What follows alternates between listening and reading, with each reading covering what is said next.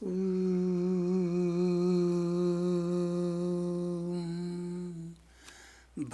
karnebhi shrunuyama devah Bhadram pasye makshabhircha yatraha Sthirairangaye svastubhagum sastanubhi Vishima devahite yadayuhu Om Shanti Shanti Shanti. It is a peace mantra from the Atharva Veda.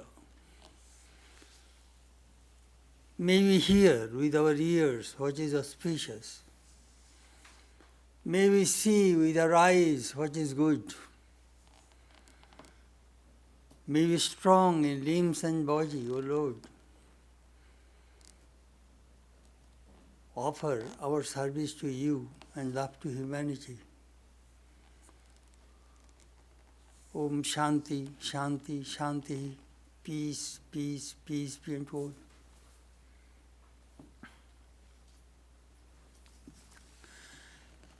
Friends, we are very happy today we have a guest speaker, Pravrajika Shuddhatmaprana. She is a nun in the Vedanta retreat, Ridgely, New York, which is under Vedanta Society of Southern California. Actually, she belongs to St. Louis. She started to visit this center from 1967, long ago, and met Swami Satprakashananda, took initiation from him, and she used to serve the old Swami.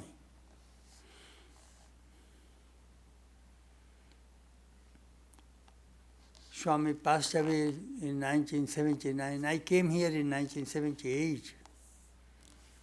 I watched that every afternoon she would come without fail.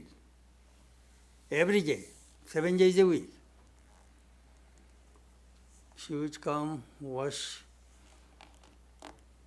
the Swami's cloth and clean his psyllium seat. Oh, amazing person, tremendous nishtha. And she is well versed in Ramakrishna Vivekananda literature and a good editor. She started to edit my writing from 1978. All my books, most of my books, she edited. And her father was a famous English professor and a poet. Sometimes she used to, we had a, if we do not agree, her father was my umpire. Her father used to decide. So I am very grateful to her. And whenever she visits St. Louis, we always request her to give a talk. And when she was in India, she edited Swami Lokeswaranandaji's books also. Several years she lived in the Ramakrishna Mission Institute of Culture, Gold Park, Calcutta. And she is really a wonderful nun. So she will speak today, and the topic is, My Peace I Give to You. Pravrajika Shuddhatmaprana. Thank you.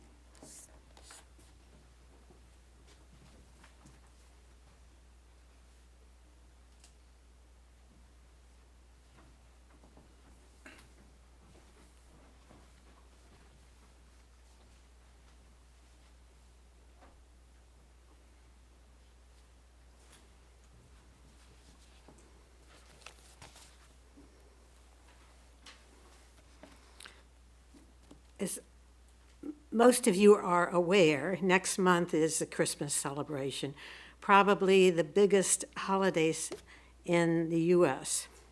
But like many other celebrations, we often forget what it's all about. and what we are celebrating. Nowadays, many people don't even know much about Jesus, the person whose holiday this is.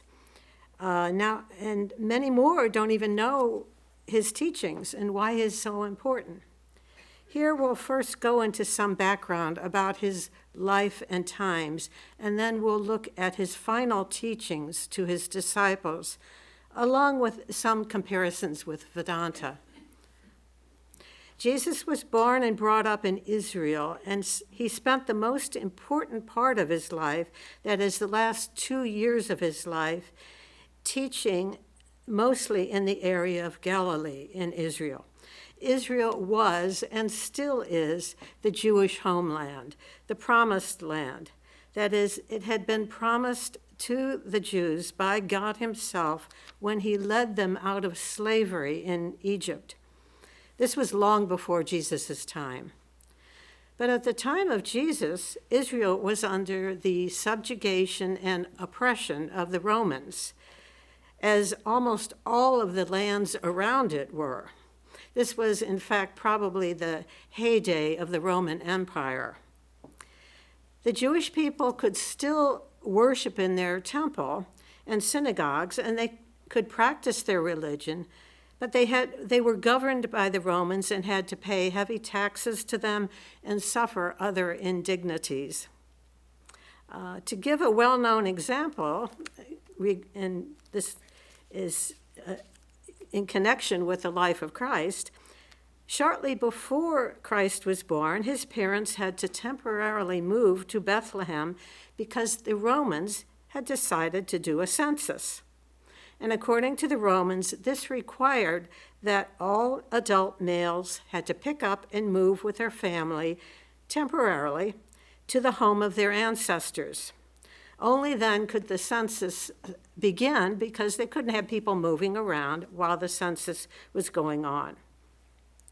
So Joseph, Jesus' earthly father, was a carpenter in Nazareth whose ancestors came from Bethlehem. So this meant he had to abandon his carpentry business and go to Bethlehem with his pregnant wife and stay there for perhaps a year or more until this census was over.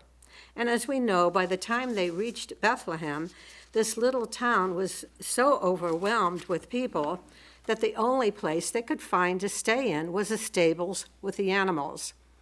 And this is where Jesus was born. So this is how the Romans ruled.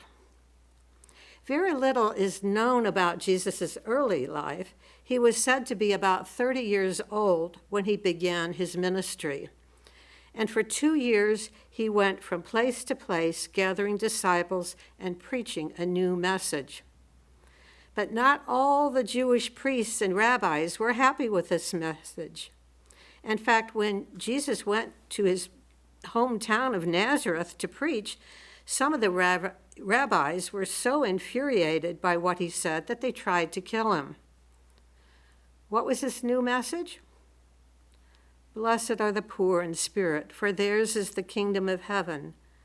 Blessed are they who hunger and thirst after righteousness, for they shall be satisfied. Blessed are the merciful, for they shall attain mercy. Blessed are the pure in heart, for they shall see God. Well, as you can see, this is a message of love. God's love for us and our love for God. What's wrong with that? But Jesus went a little further. This love was also a challenging love. In the Jewish laws, it was said, an eye for an eye and a tooth for a tooth. But Jesus challenged this. He said, but I say to you, do not resist the one who is evil. But if anyone slaps you on the right cheek, turn to him the other cheek. Again, he said, you have heard that it was said, you shall love your neighbor and hate your enemy. But I say to you, love your enemies and pray for those who persecute you, so that you may be children of your Father who is in heaven. For if you love those who love you, what reward do you have? Do not even the tax collectors do the same? Apparently they were very despised. Therefore, you must be perfect, as your heavenly Father is perfect. And this is just what Jesus lived. He was the living exemplar of what he preached, even up to the last moment of his life. And he also manifested this love, God's love, in everything he did, including through the miracles he performed. When the blind came to him, he gave them sight. When the lame were brought to him, he healed them and made them whole. Lepers were also healed. There were even said to be some people who had died, and he brought them back to life. Jesus was a walking manifestation of the Lord and the Lord's love. And people could feel that love in his presence and in his words. Hearing his teachings and seeing him, they felt that they no longer needed to fear a wrathful God.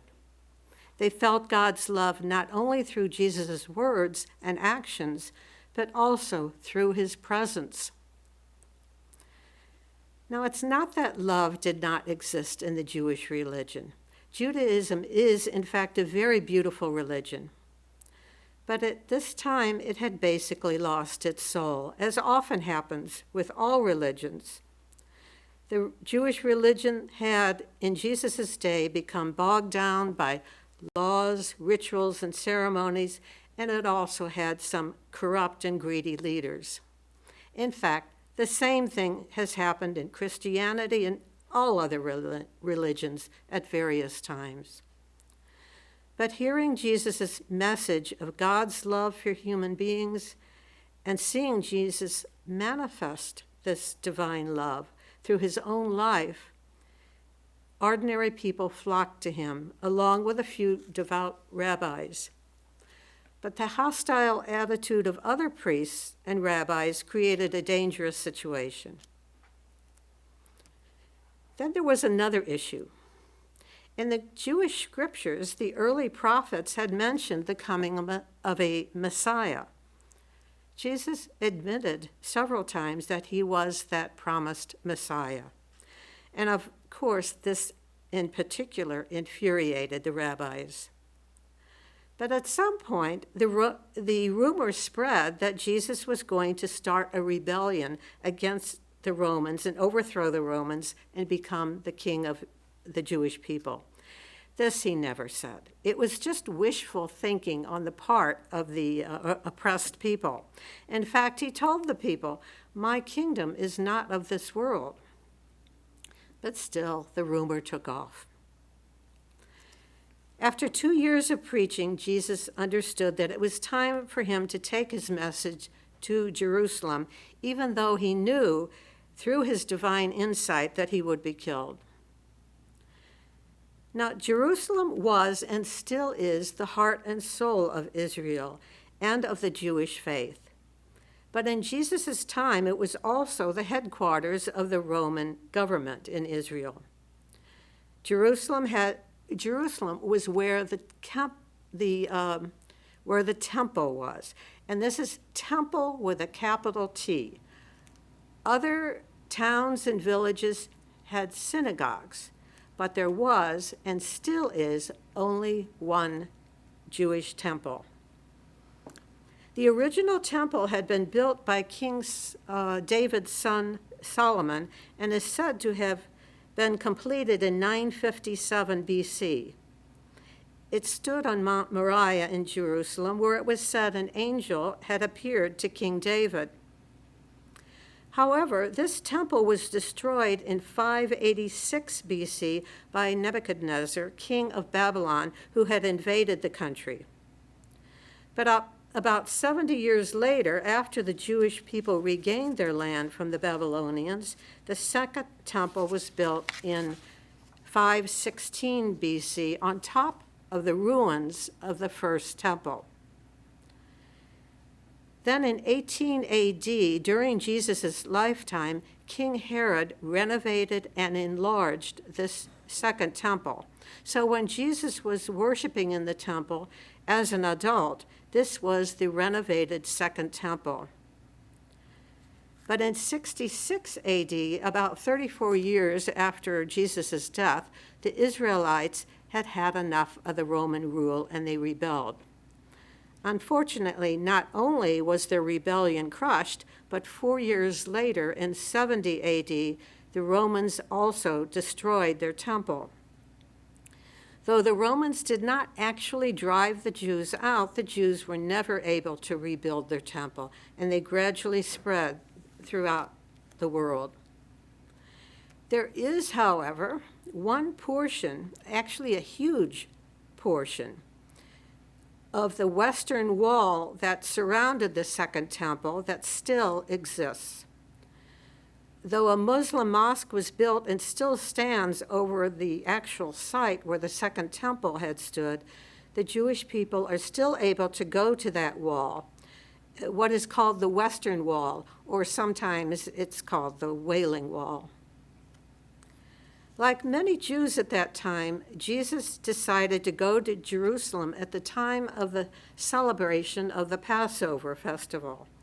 This festival is when the Jewish people celebrate their liberation by the Lord from the Egyptians who had enslaved them. So in those days, it was a custom for people to go to Jerusalem if they could for this celebration. By this time, many people had heard of Jesus and of the miracles he had performed. So when he was about to enter the city, he was sitting on a lowly donkey in all humility. The people came outside the city gate in droves to greet him and worship him with palm leaves.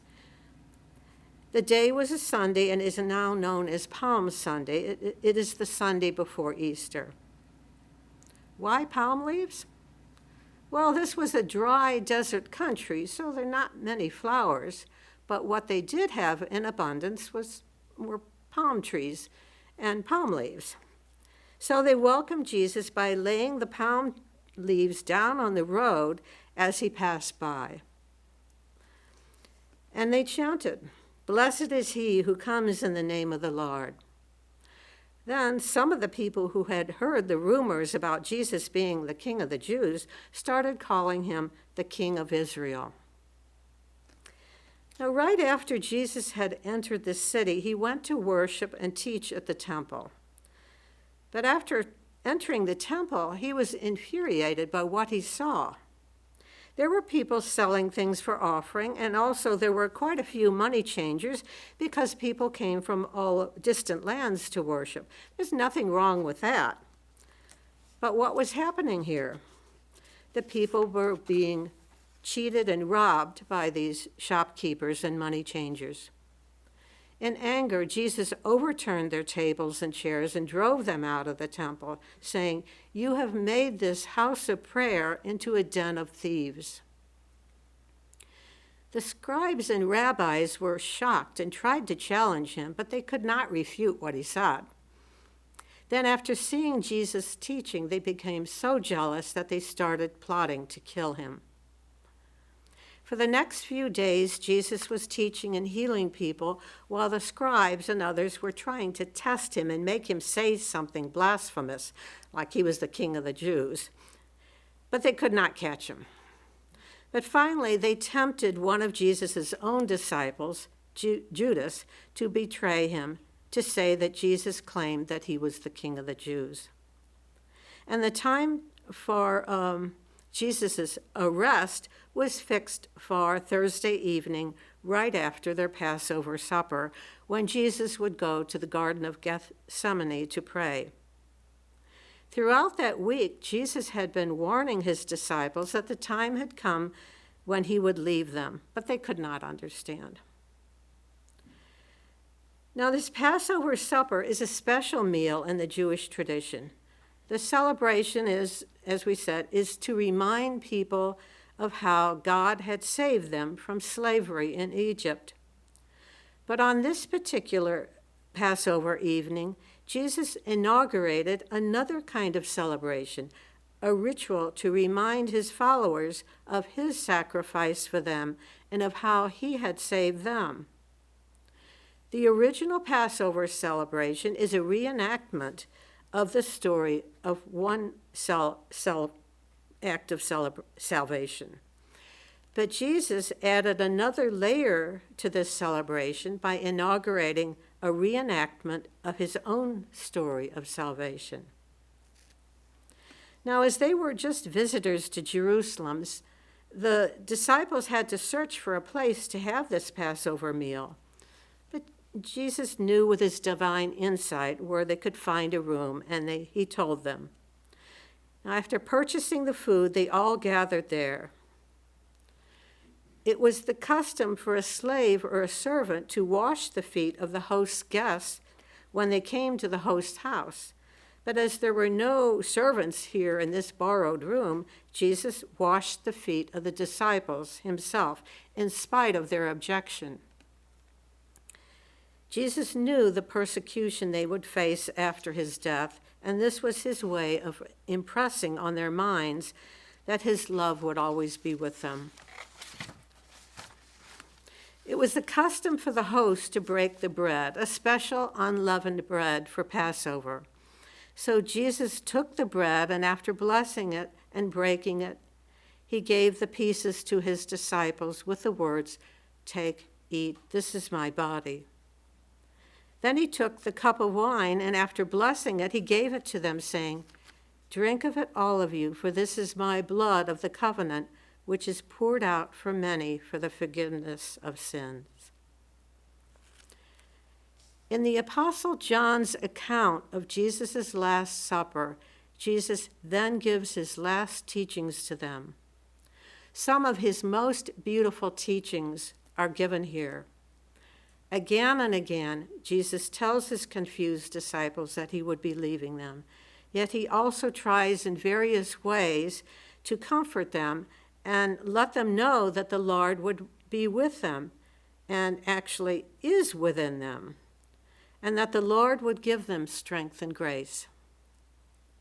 First, Jesus gives them a new commandment. You might say a mandate. And this is why the Thursday before Easter is called Maundy Thursday. The word Maundy comes from the Latin word mandatum, or command. The English word mandate comes from this. Jesus says, "A new commandment I give to you, that you love one another. Just as I have loved you, you also are to love one another." You're probably familiar with the 10 Commandments. These are found both in Judaism and Christianity. A few days earlier, when the priests were trying to test Jesus, someone came to him and asked, "Well, what is the greatest of the commandments?" And Jesus replied, "Hear, O Israel, the Lord our God, the Lord is one. And you shall love the Lord your God with all your heart, and with all your soul, and with all your mind, and with all your strength." The second commandment is this: you shall love your neighbor as yourself. There is no commandment greater than these. That is to say, love of God is first and foremost. It means exactly what it says. It doesn't mean to love life or to love this world. But in this new command that Jesus gave, he is telling them also to remember how much he loves them, and that they should give that same love to others. This is not just a one-sided love, devotees loving God. Rather, God loves devotees even more. Now, one of the disciples, Philip, asked Jesus to show them the Father, that is, to show them God. And Jesus replies, "Have I been with you so long, and you still do not know me, Philip? Whoever has seen me has seen the Father. How can you say, 'Show us the Father'? Do you not believe that I am in the Father, and the Father is in me? The words that I say to you, I do not speak on my own authority, but the Father who dwells in me does his works. believe me that I am in the Father and the Father is in me. Or else believe on account of the works themselves. That is, if you cannot believe that Jesus is one with the Father because he himself is saying it, then believe because of the miracles that he performed. Then Jesus takes this even further. This is not just about him. He reassures his disciples that they will see him after his death, and then he says, because I live, you also will live. In that day you will know that I am in my Father, and you are in me, and I am in you. So here Jesus is assuring them that they will soon realize that this presence of the divinity is also within each of them. Here we should note that again and again in his last teachings, Jesus is continually saying that the divine is within. Then Jesus gives his disciples his most beautiful, his greatest blessing. He says, peace I leave with you. My peace I give to you. Not as the world gives do I give to you. Let not your hearts be troubled, neither let them be afraid. For 2 years, Jesus had been preparing his disciples for this blessing, and now, the day before his death, he gives it to them, the blessing of ultimate peace and freedom from fear. At that time, only he knew what the next few days would bring, and he hoped that with these words, the fear and heartbreak of the disciples would be somewhat eased. But he also wanted them to know that this peace he was talking about is not really about the dangers ahead. This is why he says, my peace. That is, he is not talking about peace in any worldly sense. He is giving them divine peace, realization of the divine within. As he said, not as the world gives do I give to you. As Jesus indicates, the peace that he is talking about is not something that the world can give. It is spiritual. It can only be found within. And it is the ultimate spiritual state. Later, he will let them know that he had been preparing them for this state, for this blessing.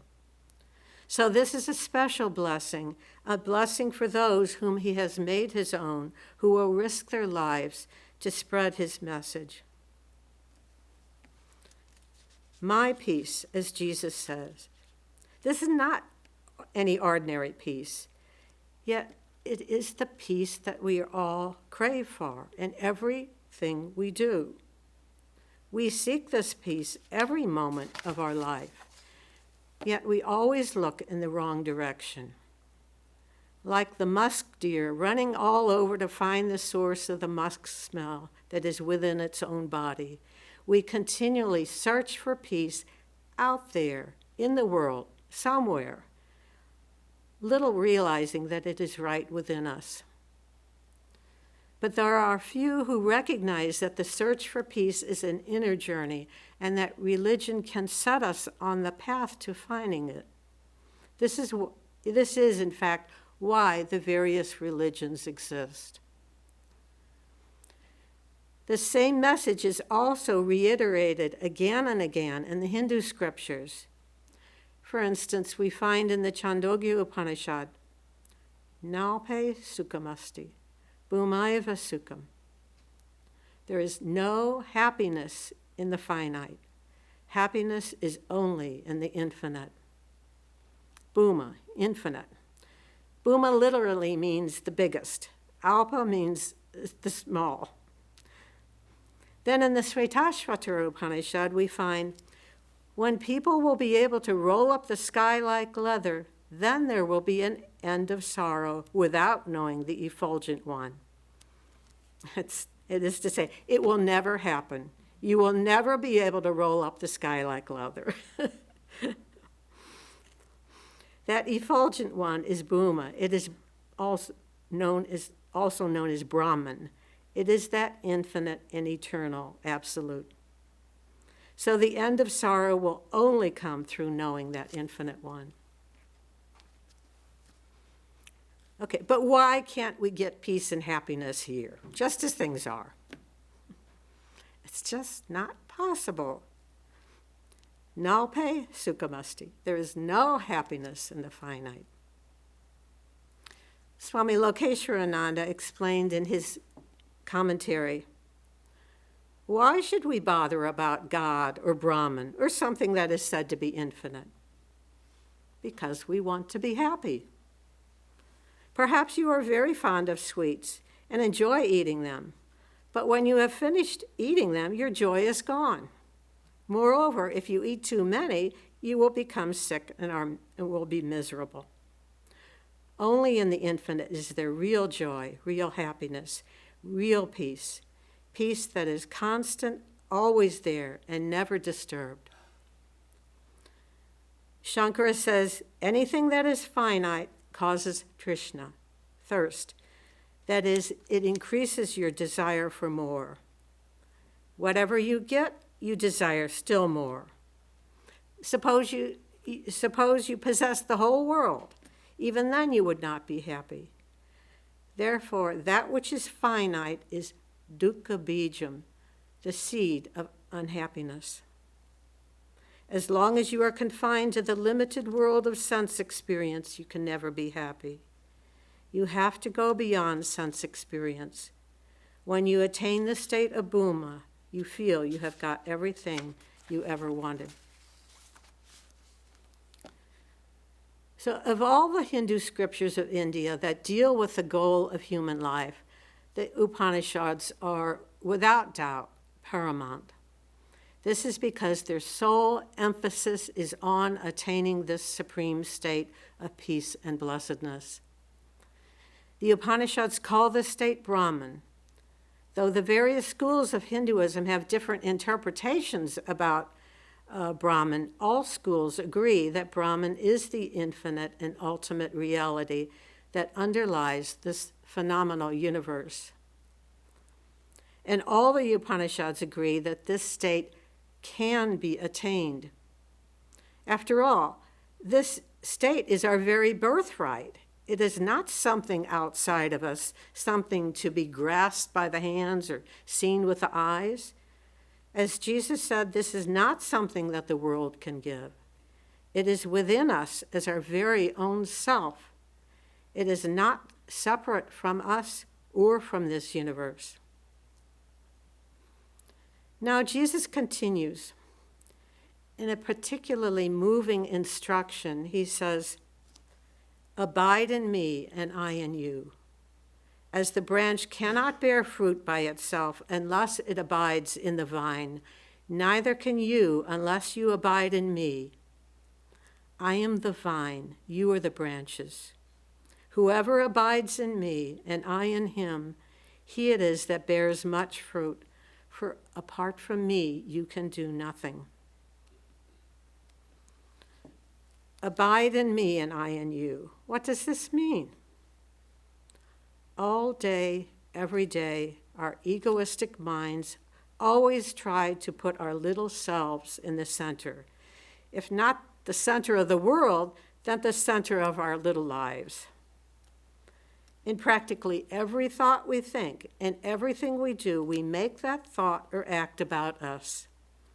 Even if that thought or act is about our spouse or our family or friends, even then it is about us, because it is about our spouse, our family, our friends.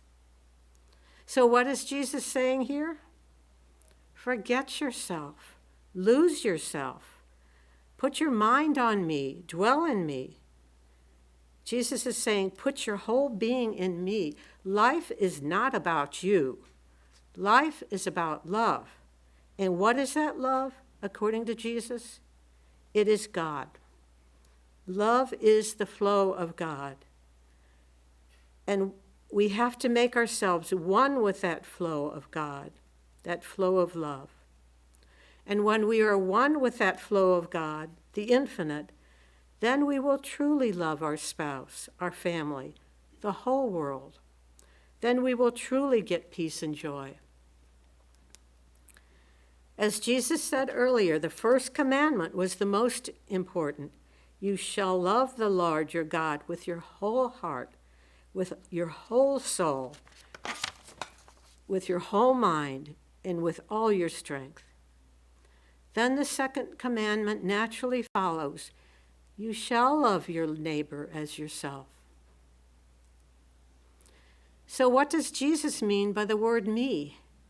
And abide in me. What does he mean by my peace? We should remember that Krishna says the same thing again and again in the Gita. Put your mind on me, think of me, surrender everything to me, remember me and fight. Again and again, throughout the Gita, he says this.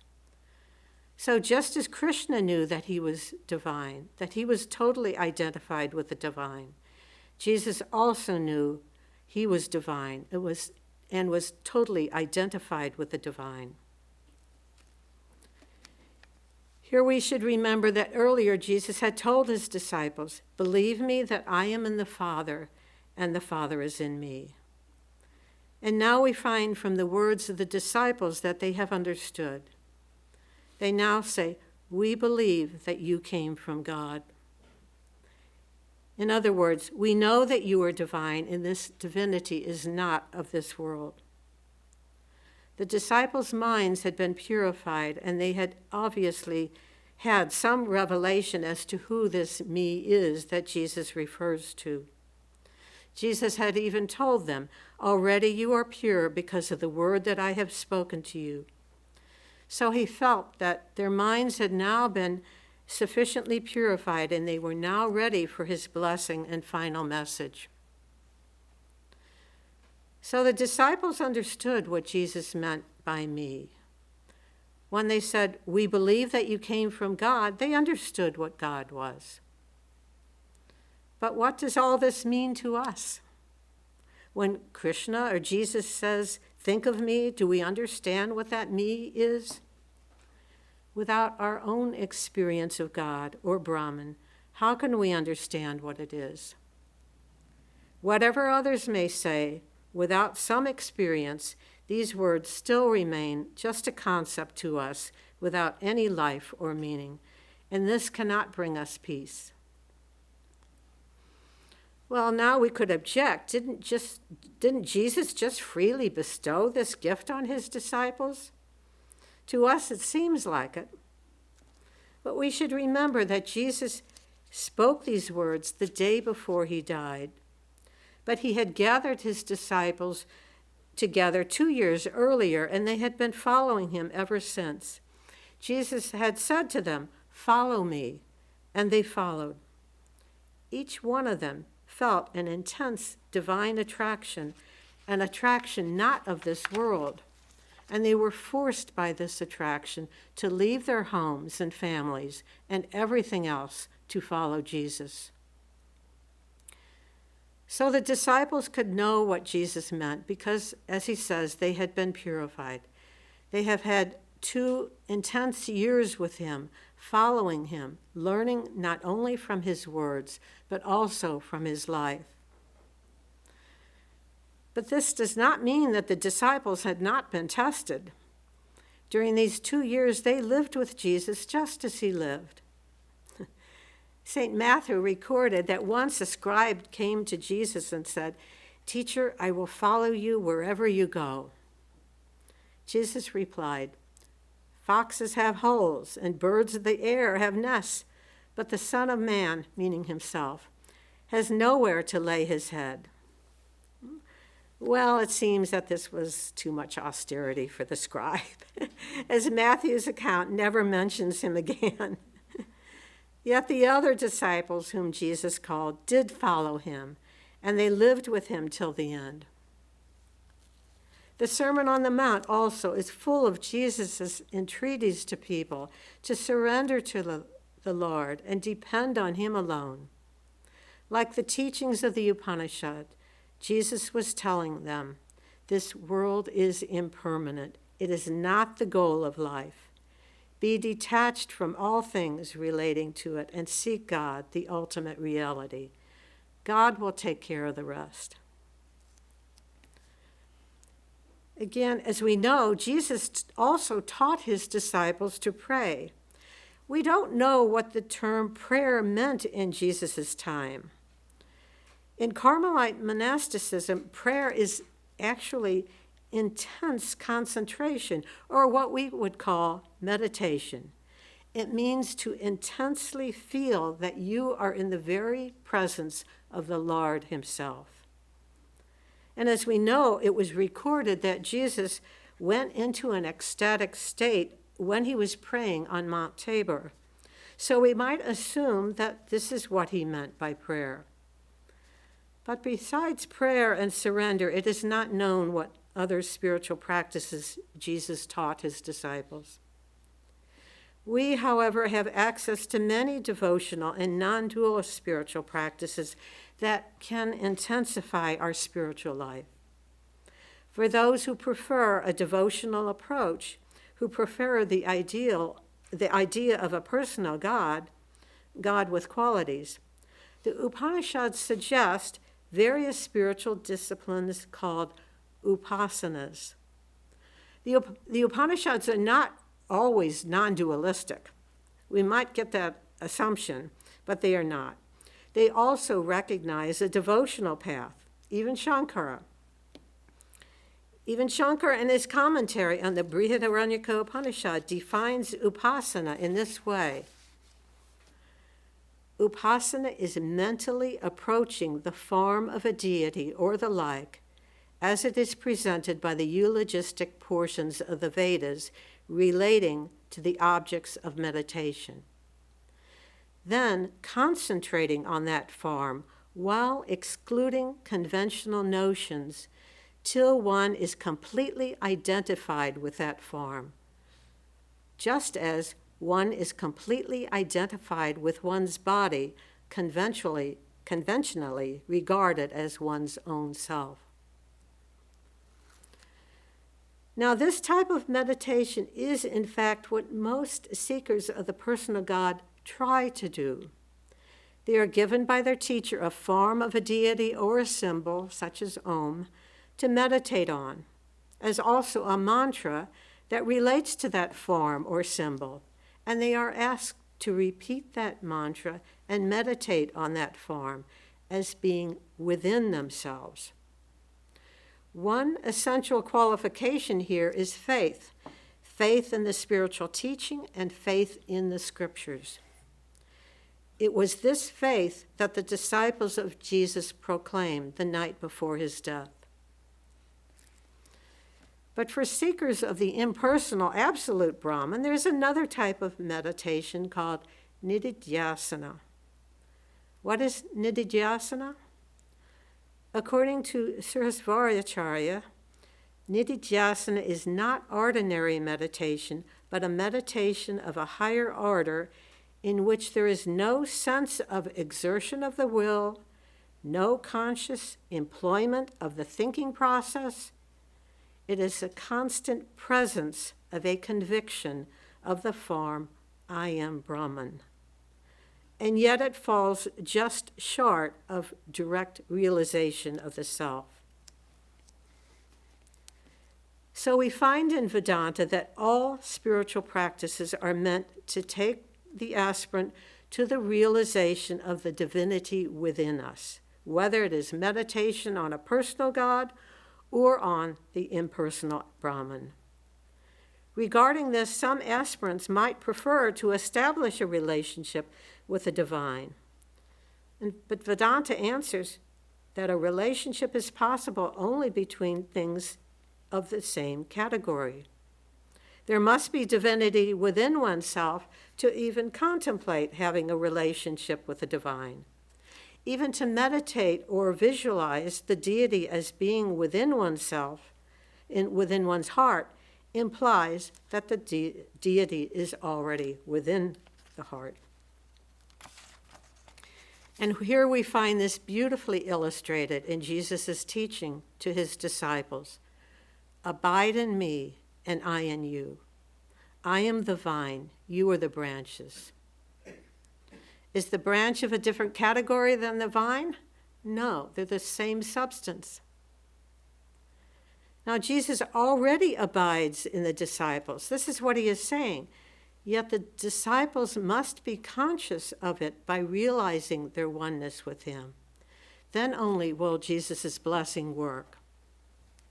Just the fact that Jesus has taken the disciples to this point, that is, to command them to be conscious of their oneness with him, this says how far Jesus has led them on the spiritual path. As said before, their minds had been purified through their years of austerity with him. They have also recognized and acknowledged who he is. They have seen him as divine. Now there is only a little more to do, that is, to become awakened to that presence within themselves. Although originally a few of the disciples had thought that Jesus would become a political leader, they now understand him differently. They know who he is.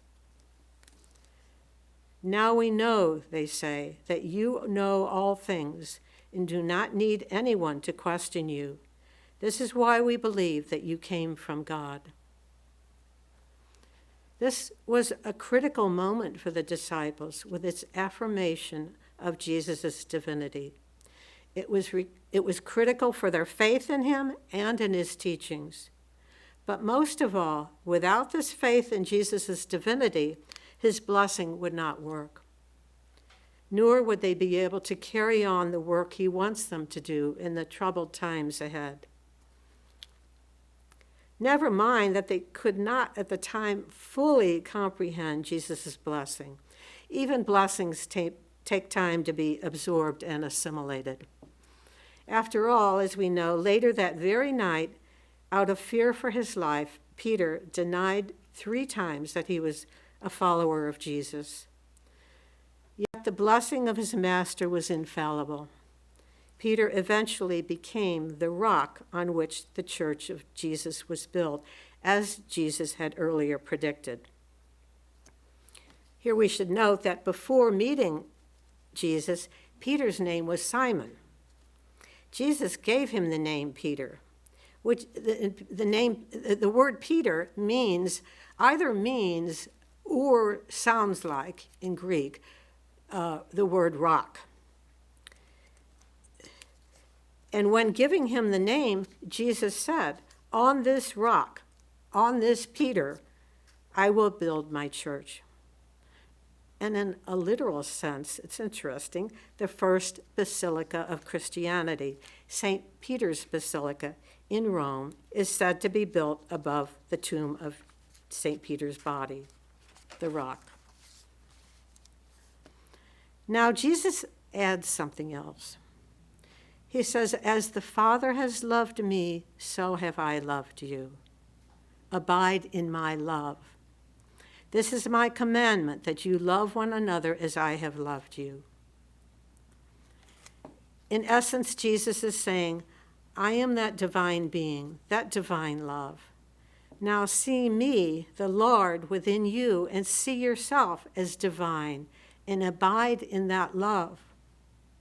Then see me, that divine love, in each other. Through me you will do my work and love all by seeing me in all. The disciples by now could understand what that divine love is. They had seen it and felt it in Jesus, and their minds had been purified. But for us, we need to first understand what that divine love is. As indicated earlier, meditation on a personal aspect of God first requires faith in the teacher and in the scriptures. But as the mind is purified, we gradually start to feel that divine love, and we attain genuine love for our ideal. Then our progress is quickened, as this love will automatically fix the mind on God and turn it away from the impermanent. Once a monk came to Swami Shivananda and told him that though he was practicing spiritual disciplines, he was not getting any joy in his practice, nor was he finding any peace. Swami Shivananda replied, "Look here, my boy, peace is not such an easy thing to attain. The way to peace is very difficult, full of thorns. But if one sincerely wants to realize God, it is certainly true that he will receive his grace. Spiritual efforts without sincere love for God are fruitless. Sincere love is what counts. Sincere love brings God realization, and in that alone is genuine peace and joy. Of course, without the grace of God, one cannot have such love overnight, and that's why regular practice is necessary. So Swami Shivananda is saying that if one is sincere in one's desire for God, grace will come. But spiritual practices have to be continued to acquire this grace. And this we see in the disciples of Jesus. On this last night of Jesus' life, they received the grace of the Lord. Yet even then, Jesus gave them a test. How will they know that they are abiding in him? Jesus says, "Whoever abides in me and I in him, he it is that bears much fruit. For apart from me, you can do nothing." So this is the test. You can tell from your life whether you are truly abiding in God or not. Suppose we begin to practice meditation on God. Whatever our practice might be, there is a test. Is our life changing? Are we being transformed for the better? Are we becoming more loving, compassionate, selfless, and less egotistic? If we are, then we are going in the right direction, no matter what our concept of the divine may be. So this is the way to divine peace, peace that surpasses all understanding. That same peace that Jesus bestowed on his disciples, my peace, as he called it. Ramakrishna says, where you find peace, there is the end of the spiritual path. To the disciples of Jesus, that peace was their realization of their unity with him and with God. Again and again during his teaching, Jesus reminds his disciples, I am in the Father, you are in me, and I am in you. Jesus further says, as the Father has loved me, so have I loved you. Abide in my love. These things I have spoken to you, that my joy may be in you, and that your joy may be full. So whatever the word peace might mean in various religious traditions, I think we can get the answer here from Jesus' words, abide in my love. That is to say, peace is divine love itself. Earlier, Jesus had said, abide in me. Now he is saying, these two are the same. He is saying that if you abide in him, you abide in his love, because he and divine love are the same. This, in fact, is what we see in Jesus' own life, that he was that divine love itself, and he was one with the Lord. And we know from the lives of the disciples of Jesus that they found that peace. As we said, that peace was the knowledge of their unity with Jesus, that they were the blissful branches of that vine of love, that they were themselves divine. It was in this knowledge that they realized the peace of Jesus, and their joy was full. Thank you. Thank you, Shuddhatmaprana, for her wonderful talk on peace.